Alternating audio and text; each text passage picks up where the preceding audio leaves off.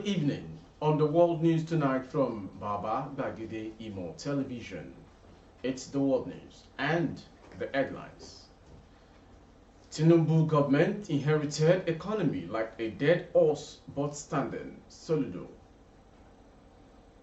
Poor governance responsible for banditry, kidnapping in Northwest Shetima. Petrol consumption falls by 30%. Kiari. NLC to shut down economy next week. FRSC Corps Marshal mourns employee killed in Abuja road crash. And on sports, Nigeria, Morocco, South Africa orders no 5th September 12th. The news shortly.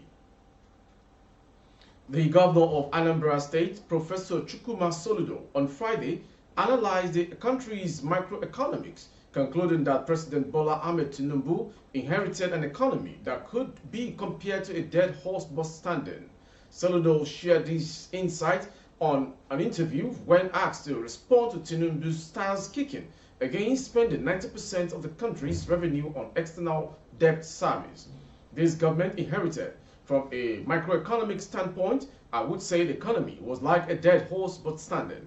In microeconomic terms and modeling through these over the coming month, we will bumpy, no question about it, he said.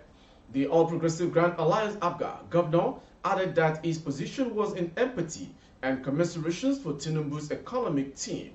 But I'm glad that at least the first salvos by the president by his courageous step to remove the obnoxious scam that has festered over the years called petrol subsidy, and then dealing with the exchange rate, Soludo noted.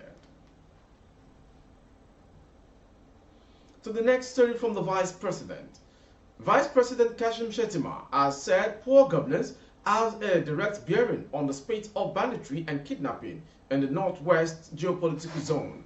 Shettima spoke when he hosted the coalition of Northern States Chambers of Commerce, Industry, Mines and Agriculture, Kansima, at the presidential villa in Abuja.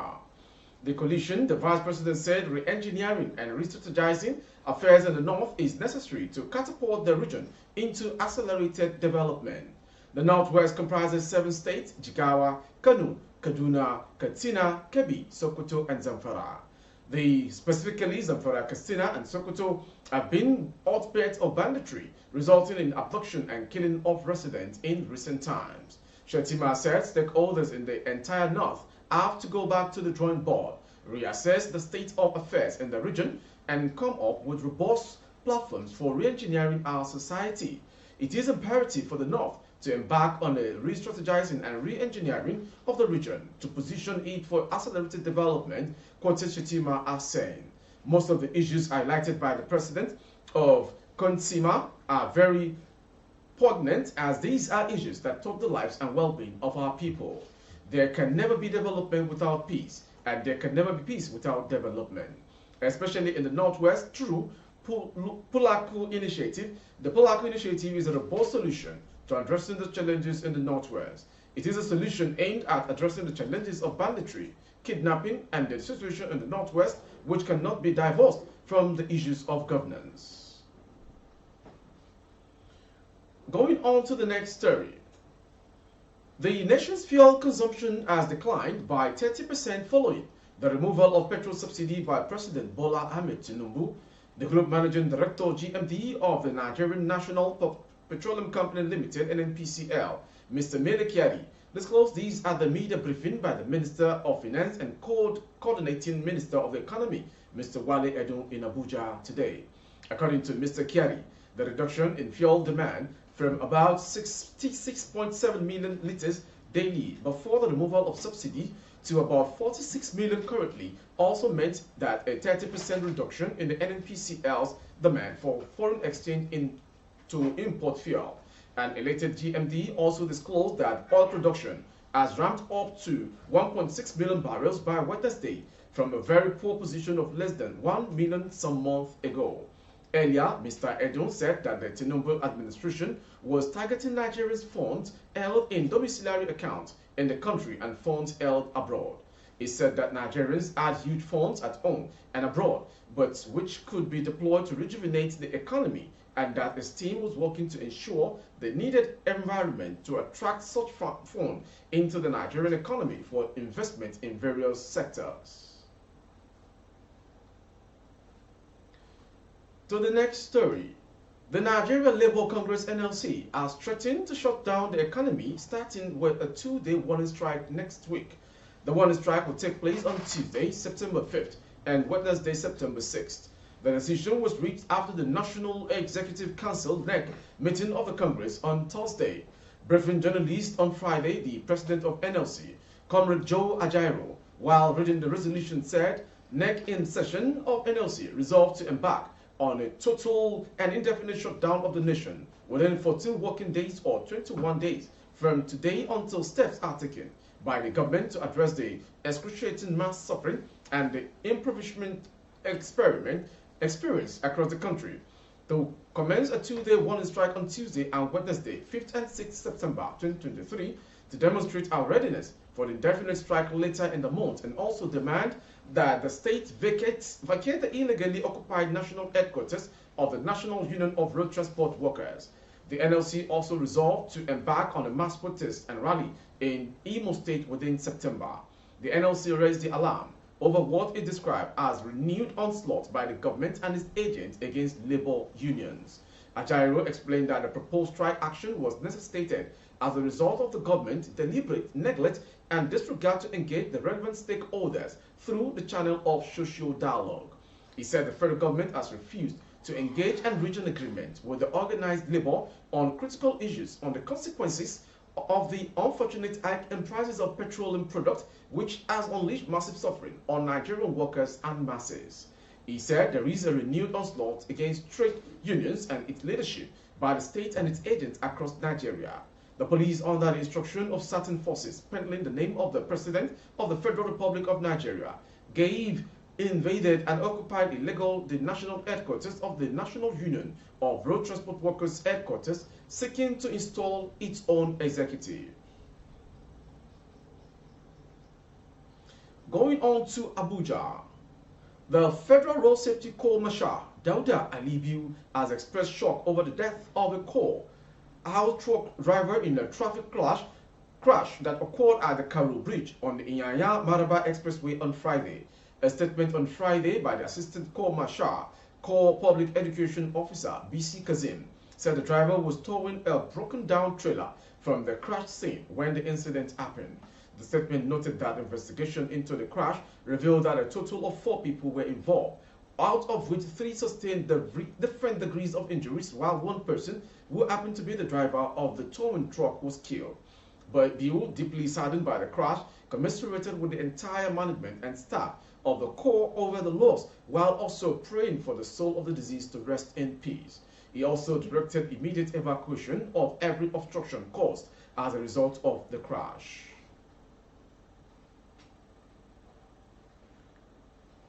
The family of the late Taiwo Akinkunmi, designer of Nigeria's national flag, on Friday in Ibadan, urged the federal government to honor him with a state burial. Akinkunmi, the eldest son of the late Akinkunmi, messaged that such an honor would go a long way in making Nigerians' youth better. It will make the Nigerian youth believe in hard work, integrity, and selfless service to the nation, he said.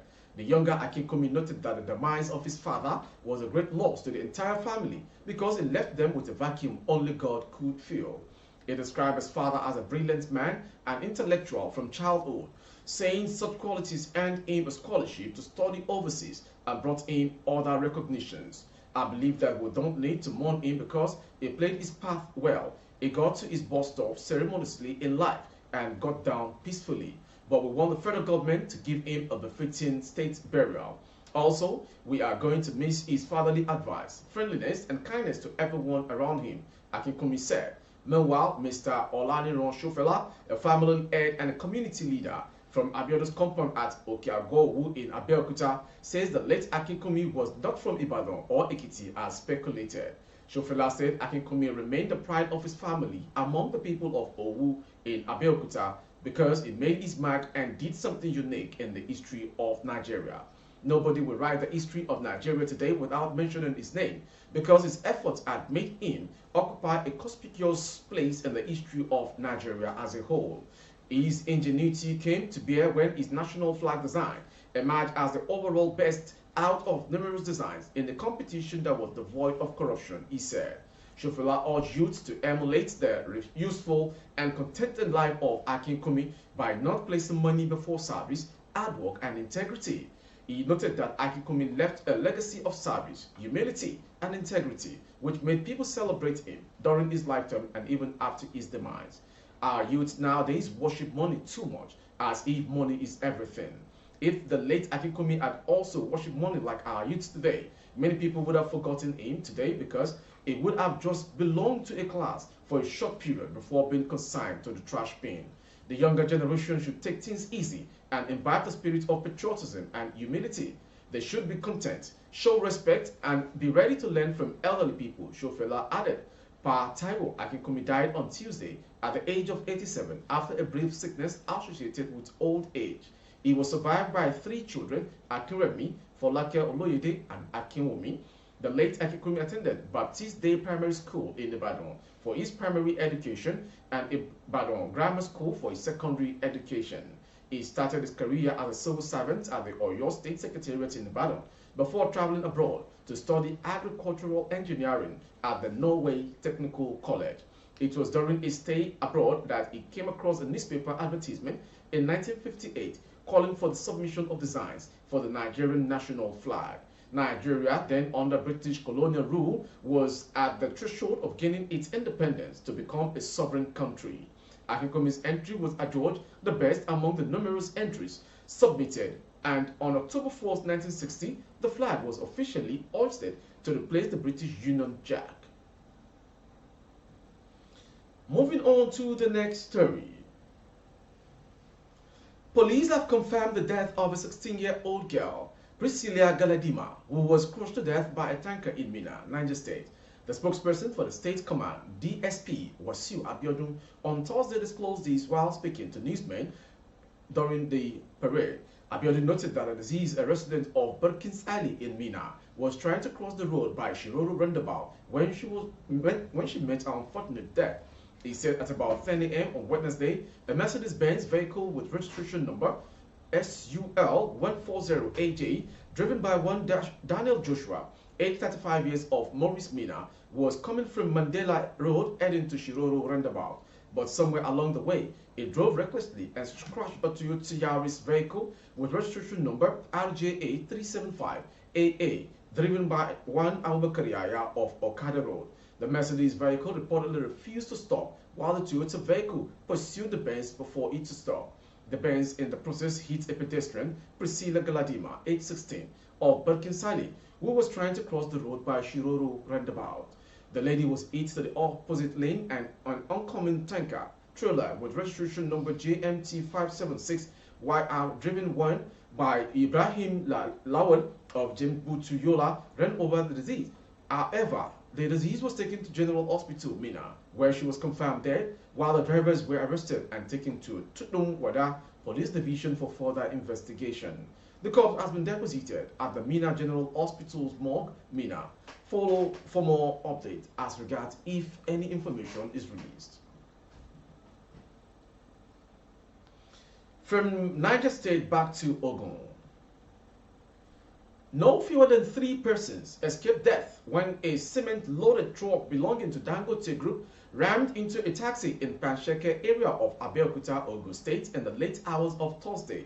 Correspondents who visited the scene of the incident gathered that the Dangote truck with registration number GRZ 753XA Kanu rammed into the taxi with registration number FFF 197XB Ogun, crushed it against the culvert and damaged the rear windscreen of the taxi. An eyewitness who spoke gave information as Ismat Abdusalam noted that the accident occurred when a Dangote truck tried to climb the hill part of the road but lost control, adding that the weight of the load it was carrying forced it to reverse and rammed into the taxi that was parked nearby. Abdusalam said, I'm a trader in this area. What I saw was that the Dangote truck was climbing this hill, part of the road, but I think it lost control, or maybe the brake failed, which forced the vehicle to reverse, leading to the collision with a taxi that was parked there. Another eyewitness who pleaded anonymity told correspondent that the taxi driver had gone to pray while he parked his car by the roadside when the accident occurred. He bemoaned the lack of a designated bus stop as a reason why taxi operators often stop to pick up passengers at the spot of accident. He said, I think the driver of the vehicle, who is often called Afar, went to pray when the accident occurred. No designated bus stop along this way, and most taxi drivers often stop and pick up passengers here, including commercial motorcyclists. Meanwhile, the intervention of the men of the Nigerian police force led to the evacuation of the vehicles and cleared the road of gridlock that was building up due to the accident. When contacted, the police public relations officer in Ogun State, Omolola Odutola, said she had not received any report on the accident. She promised to get back to correspondent as soon as she got the details. She had not replied as of the time of filing the report. However, Public Relations Officer of the Traffic Compliance and Enforcement Agency, Babatunde Akimbi, said the agency was not aware of the accident. He asked correspondent to call back, but did not respond to call when contacted. From Ogun State, back to the foreign story from Niger. The Economic Community of West African States on Thursday debunked the transitional proposal for the Republic of Niger as fake. The viral report stated that Nigerian President Bola Ahmed Tinubu, also head of West Africa bloc ECOWAS, on Thursday suggested a 9-month transition back to democracy for Niger's new regime as Nigeria had gone in the 1980s following military rule. But in a communique by the Commission via its X handle, it condemned the report as fake news. The blog also condemned the report, which was in French language and making rounds on Agence French press platform, as fake.